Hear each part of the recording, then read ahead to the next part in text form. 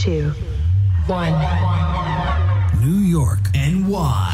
LaunchPod starts now. Welcome to the New York LaunchPod, a podcast on new startups, businesses, and openings in the New York City area. I'm Hal Cooper-Smith, and my guest in this episode is Eric Kane, the founder of Barrel On. Barrel On is a site where everything that you buy, a portion is donated to charity. They tell you how much and what charity it's going to. I think it's a really neat idea, particularly around the holidays. You're doing a lot of shopping. You can check them out at barrelon.com. Now, let's go to the interview. Stepping onto LaunchPod, we have Eric Kane. He's the founder of Barrel On. Welcome to the New York LaunchPod, Eric. Thank you, Hal. It's good to be here. So what is Barrel On? Barrel On's a way to sustainably fund charity projects in its simplest form. So we created a marketplace that is solely for brands that produce sustainable, environmentally friendly goods, but we also inspire the brands on our platform to donate a percentage of every sale to go fund charity projects. So you wanted a platform for sustainable, environmentally friendly goods. How did you come up with the idea? It's been years in the making, to be honest with you. We started as a barrel refurbisher. Me and a few buddies would take old whiskey barrels, bring them to our friend's garage, clean them up, and transform them into tables. And we'd use LED lights inside of the table. We actually cut the tops off the barrel, installed LED lights, and sort of created this eye-catching, illuminating table that we thought could inspire people to look at sustainability and issues surrounding sustainability in a different way. And we were also selling the barrels and giving a portion back to a foundation that was near and dear to me, the Young and Brave Foundation. So at first, that was it. It was a handful of guys building barrels in a garage. And I ended up having a conversation with someone who's a dear friend and mentor.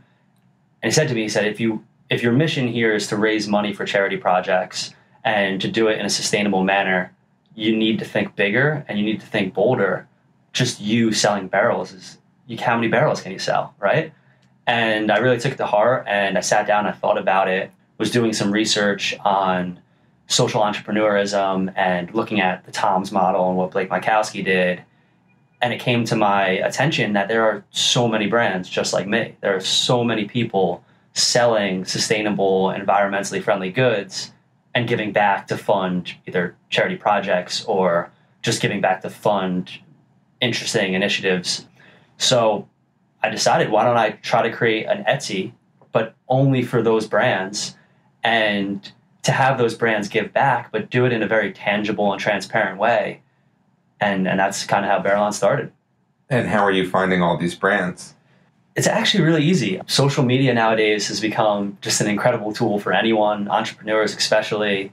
And it's super easy to search for hashtag sustainability. And the next thing you know, you see 4 or 5 brands that are selling something sustainable. And then once you start finding those brands, you really find the places to look. There's other sites that are solely environmentally friendly. So we reach out to them.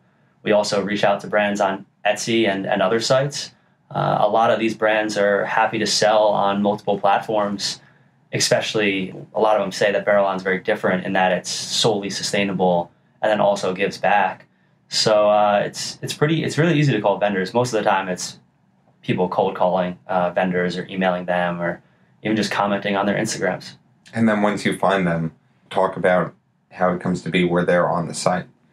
So usually what we'll do is we'll set up a phone call with the vendor and I'll speak to them personally and learn a little bit more about their business. You can learn a lot from their websites, but there's nothing better than just speaking with the individuals themselves and getting to know them and getting to know their businesses and why they do what they do. That's really important is why they're doing it. That's something that we're really interested in.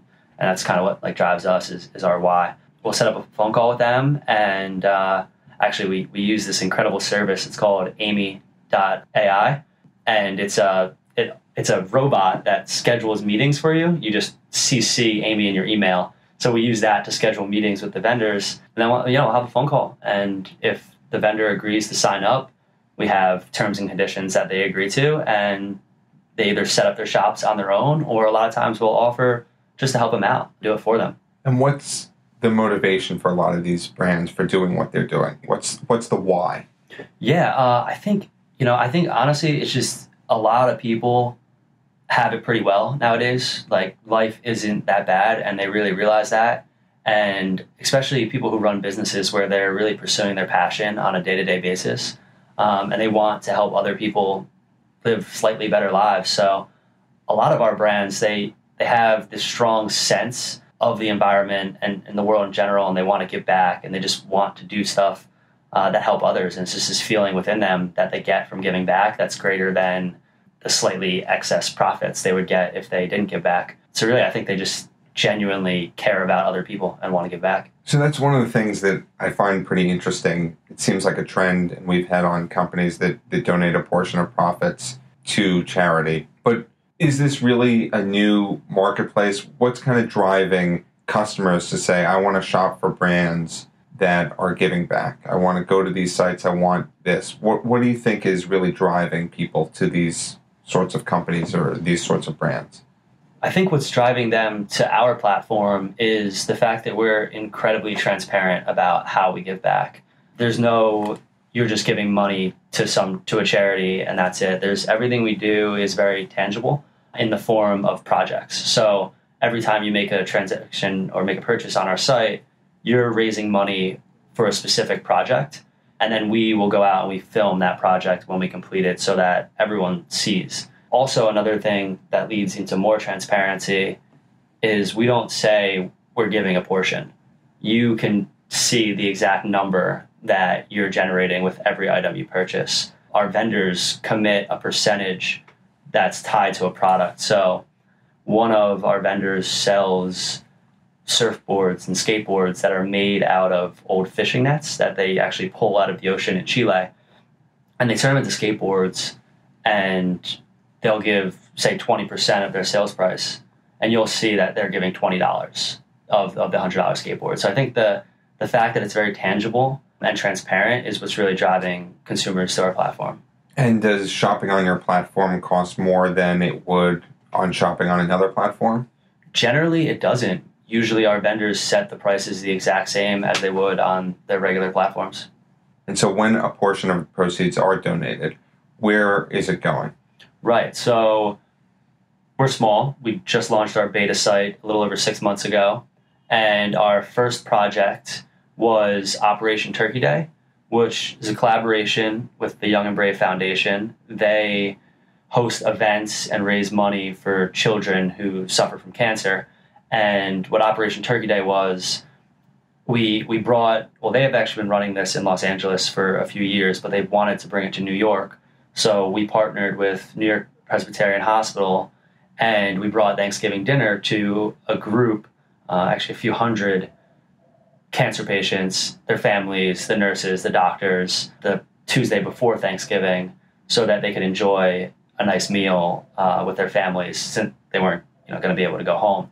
So we started, and we still continue to support the Young and Brave. They're always going to be a foundation on our platform. We're currently in the process of rebuilding our entire site from scratch, and our new features will include more charities. But again, it'll always be projects, and it'll also, the consumer will have the ability to choose which project they want to donate to.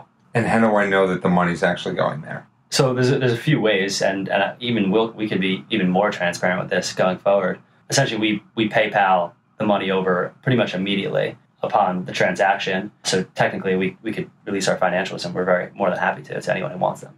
The videos, obviously, showing that we're out there and we're doing these projects serve as a point of proof, I guess. And the last piece is that our vendors receive the credit and the tax credit for those donations. So they're the ones who actually receive the forms from the nonprofits that receive it, so they could prove it as well. And what's your target demographic? What's your target shopper that you're really looking to reach? Everyone, the whole world. Anyone who wants to shop for items that are unique and interesting, sustainable, usually like from small brands that aren't mainstream. Anyone who's into that type of thing and wants to give back. So, I mean, young and old, whoever's really happy and wants to give back to other people, That's our target. Obviously, you want to reach as many people as possible, but are you finding that, within a certain audience, you're looking to target people within a certain demographic or a certain age range? Definitely. I mean, we do focus more on millennials, actually. Millennials have been our highest source of traffic, and the most purchases come from people really loosely within the age of like 19, 20, and 35. And are you seeing a lot of repeat customers? Yeah, actually, most of our customers are repeat customers. And how are you getting the customers? So we actually have no marketing budget. We don't spend any money on marketing. We have a social following, and there's 100 brands on our site, and every single one of those brands semi-frequently posts something on social media about how they sell on Barrel On, and that is our source of traffic at this point. How do you actually make money? So we earn 5% of every sale after the donation's been calculated out. So if there's a $100 product that's sold, and say the vendor is donating 5%, the donation would be $5, and we would take 5% of 95, $4 and change. So that's how we make money. It's very modest living. Are you profitable? At this point, no, but our costs are exceptionally low. Our expenses are not too bad, mainly server space. So there's really not too much that cost to it. And what we find is interesting about our model, right, is that other multi-vendor marketplaces, say someone like Jet, massive company, or Amazon, they spend millions in advertising. Jet spends $25 million per month in advertising. We could never match that. We could never spend that much money, but we don't think we have to, because we're able to crowd donate off of shopping to fund charity projects that we can film and that our whole community can share, and thus that's our marketing. So our marketing strategy is to give back, and to give back relentlessly. And we think by doing that, people will come to our platform and they'll buy products. And the more people that come and buy, the more people are going to want to sell. And ultimately, the more donations we're going to raise to fund awesome charity projects. And then if there's another way that we can make money, eventually we could look into it. But at this point, as long as we can continue to keep the lights on and raise money to fund charity projects, we're happy to keep doing it. How come the donations vary by different vendors? Yeah, so I guess some vendors aren't able to give as much as others. A lot of these handmade goods are kind of, they're custom small pieces that people value pretty highly, but the actual cost of materials more than likely aren't that much. So vendors are willing to cut into that margin in order to give back a bit more. But there's some products, like organic sunscreen, how much can you really give back? So I guess it really just varies on how much the vendor wants to give. And then the piece that we find interesting that really motivates our vendors to give is we only promote vendors based on the percentage they're giving. So essentially vendors can pay or can donate to promote, but they can't pay to promote. So you can't pay me $15 and I'll put you on the homepage. But if you say, I'm going to give 100% of this necklace, you're going to be on the homepage because our algorithms will pick up the percentage that's being donated. So a lot of vendors, they'll do certain products. They'll give a large percentage just to be up on the homepage, up in their category as, the most generous product on that page. And then hopefully you'll go and you'll shop from them some more. So one of the things that's interesting, at least in terms of this space, is a lot of companies have charities that they choose. You have one, the Young and Brave Foundation, but there are other companies that say, this is something that's really important to our mission, giving this back. Can they join your site if they are already giving a portion of their proceeds away, or does it need to go to these specific charities that you're choosing? Many vendors on our site give to other organizations outside of Barrel On, but any sale that goes through Barrel On has to support the partner organizations and the projects that are on Barrel On, which there hasn't been any really challenges with that so far. And we offer to our vendors, they can recommend nonprofits that they work with, and we'll look into those nonprofits, whether it's via Charity Navigator or connecting with their executive directors and learning more about what they do. And then we will work them into the platform as we grow.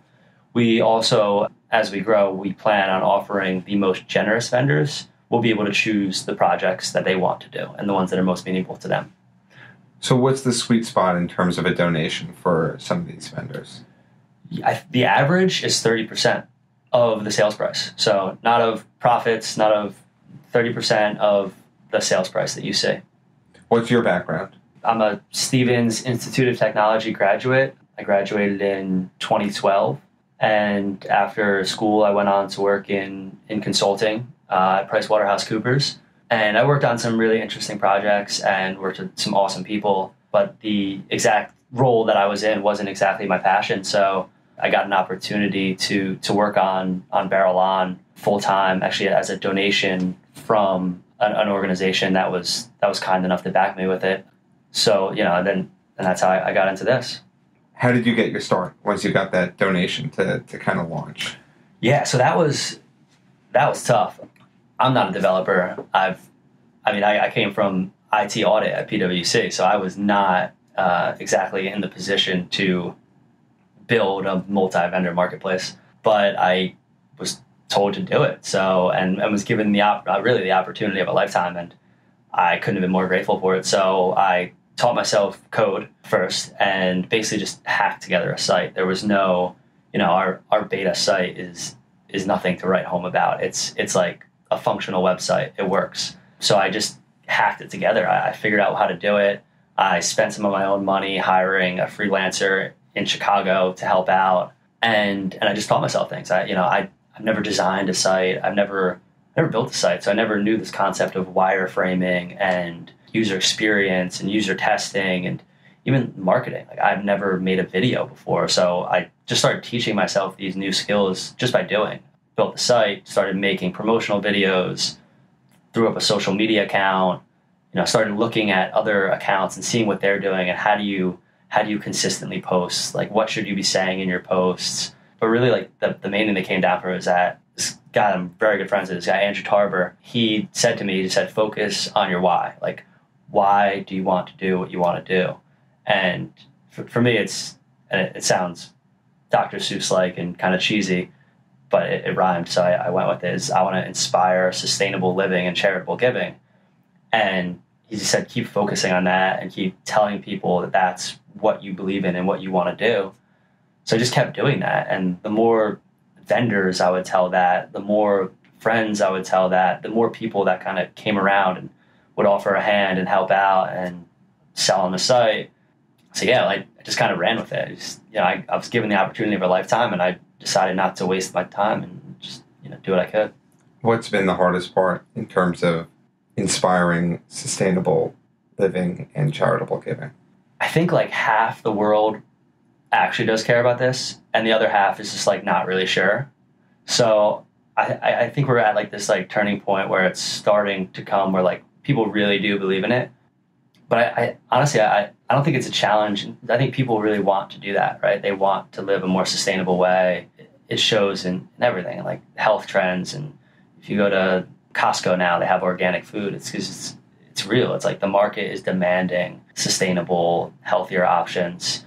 And obviously there's been like incredible celebrity support, presidential support for these types of initiatives. So I think the people are getting there. I don't think there's ever been a platform where it's really easy to do. There's a handful of sites that you can buy eco-friendly goods. There's just like no combination of buying environmentally friendly goods and giving back in a tangible, transparent manner.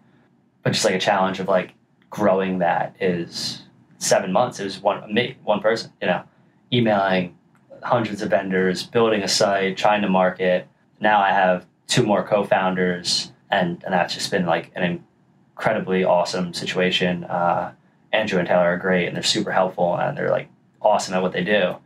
But 3 guys working without any marketing budget, so it's not really a challenge. It's just like it's an opportunity to do something that no one's really done before, and like we love what we're doing. So it's really just fun. So let's say a big audience keeps on coming to your site, grows quickly. What do you kind of see Barrel On becoming? I see Barrel On as a success story like Tom's, where Tom's has been able to do incredible things.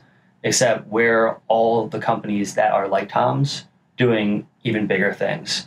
So I see it as an organization that is similar to Tom's, and that it's like ultimately would be like a B Corp, where it's a for-profit entity and it makes money, it sustains itself, and sustains the payment of its employees, but then can also just do incredible charity projects and not just like small scale things like, what we did with Operation Turkey Day was amazing, but it's small, right? It's just a small micro project. I always look at it this way. 30% of every sale goes to fund a charity project. Etsy did $2.4 billion in gross merchandise value. If we did $2.4 billion, that would be $600 million in donations in a year. And you could do so much with that. So that's really the way we see it is if we can scale, we're going to raise a ton of money to do incredible things. And that's where we can really sit down and think about what is the best approach to doing something that's amazing, that's going to make the world a better place. And so what are some of the incredible things on your wish list that you'd want to do? Oh, man, there's so many things. I would love, like solar panels everywhere. I think we'd like to focus a lot on charities that help with access to water, nonprofits that help with access to internet. It's really like this keys, right? When you think about when I think about sustainability, I think about just human life and what all humans should have: water, food, shelter, education. So, things that can provide that, whether it's internet in developing countries, is, Facebook's doing a great job with it, Google's doing a great job with it, and we're going to get there where the whole world has internet. And you just think about all that untapped talent and brain power that doesn't have access to the internet and what they're going to be able to think of, what they're going to be able to do. So really just projects that support people in ways like that. Do you think this sustainable shopping and giving back is kind of the future of shopping and commerce, or do you think it's part of a larger picture? I think it's the future because, if all of a sudden there's a platform where you can buy and give back, right? Everything you buy on the site generates a donation. Why would you shop anywhere else? If you're getting the same goods for the same price and it's still 2-day shipping, why not? Why would you go buy on Amazon if Amazon doesn't give back? Well, if it's the same price, but if it's a lower price, some people will say, I kind of want to do the lower price. Absolutely. And so that's where there'll be, the niche market. If the prices are a little bit higher on Barrel On, which at this point they're still the same, people will buy wherever they can, wherever they can. But if it's the same price, you might as well buy where it gives back. And at this point, knock on wood, our vendors are keeping their prices consistent across all platforms. How did you come up with the name? Oh, so we came up with the name because, we're refurbishing old whiskey barrels. So naturally, the name Barrel sat there. And what we thought was interesting about the barrels and what kind of made it a piece of art, when we would cut the tops off and install LED lights on it, we came up with the thought that the barrel can always be on. It's energy efficient. It's LED lights inside of a barrel, so the barrel can always be on. And then Barrel On just kind of felt like this positive, moving forward type verb. It's verbable is kind of what we thought about it, kind of like Google. So it just stuck, and we see it as a very positive term that hopefully motivates people to continue onward when things are tough. How do people find out more about you and Barrel On? So people can visit barrelon.com and they can, check out the website. I write on Medium from time to time, so you can find me on Medium. Usually, I think you can just search Eric Kane or Barrel On, one or the other. You should be able to find it. And, keep your eye out. We're rebuilding the entire site from scratch, and the new platforms. Right now we're beta, so the new platform is going to be much more robust, much more user-friendly. We're going to incorporate a lot more projects into it, and we think we're going to be able to do a lot of interesting things and fund a lot of impactful charity projects, and we would love to have you help us out. It's great what you're doing, Eric. It's a really great site, and love everything about it. Thank you for stepping onto the New York Launch Pod and sharing your time with us. Hal, always a pleasure. Thanks for having me. And if you want to learn more about the New York Launch Pod, you can visit nylaunchpod.com or follow us on social media at nylaunchpod. Thank you for listening to this episode of the New York Launch Pod. For more information, please visit nylaunchpod.com.